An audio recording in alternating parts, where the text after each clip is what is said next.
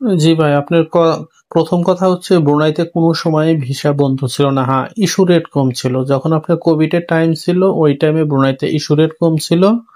আর second কথা হচ্ছে যখন আপনার ২০২৪ সালে ফেব্রুয়ারি মাস থেকে যখন আপনার এই বুয়েসেল সিস্টেমটা চালু হয়, তখন মানে এই সিস্টেমটা মানুষের বুঝতে বিভিন্ন কোম্পানির মালিকের, এম্বাসির বা ব্রুনাইতে যে ইমিগ্রেশন ডিপার্টমেন্ট আছে বড়, যেখান থেকে আপনি ভিসাগুলো দেয়, এই ডিপার্টমেন্টের মানে তাদের সাথে একটা মিস আন্ডারস্ট্যান্ডিং বা জিনিসগুলো বোঝানো বিভিন্নভাবে ওই সময় বাংলাদেশিদের জন্য ভিসার ইস্যুটা কম ছিল, কখনোই বন্ধ ছিল না। এটা সম্পূর্ণ ভুল কথা।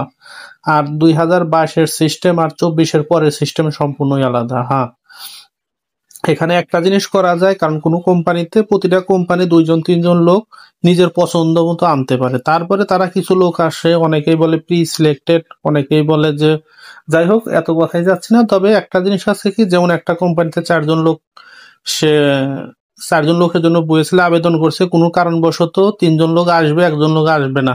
তখন ওই ক্ষেত্রে করে ওই কোম্পানি, তার যদি নিজের পছন্দের মতো কোনো লোক থাকে, সে মানে ওর পরবর্তীতে নিজের পছন্দের মতো লোকটা সিলেক্ট করে আনতে পারে, কিন্তু অবশ্যই সেটা ওএসএল এর মাধ্যমে।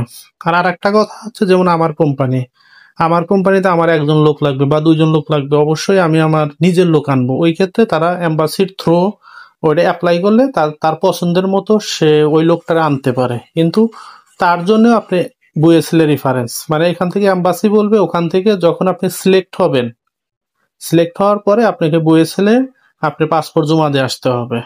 কিন্তু বুয়েসেল ছাড়া কোনোভাবেই আপনি ব্রুনাইতে বর্তমানে আসতে পারবেন না। যে কেউ যদি আপনাকে ভূগোল বোঝে, তাহলে ওই ওই মানে ফাঁদে পা দিয়েন না। আর কারোর সাথে টাকা পয়সা লেনদেন করতে যান না। যদি ভিজিট বিষয়, এটা অন্য হিসাব। ভিজিট বিষয় আপনি নিজে নিজে অ্যাপ্লাই করে আসলে আসতে পারবেন, কিন্তু ওয়ার্কিং ভিসা, যদি কাজের ভিসা, যদি আপনি ব্রুনাইতে আসতে চান, অবশ্যই আপনাকে বুয়েসেল এর থ্রু আসতে হবে, তাছাড়া আসতে পারবেন না। অতএব মানে এই জিনিসগুলো থেকে সাবধান থাকেন আর কি।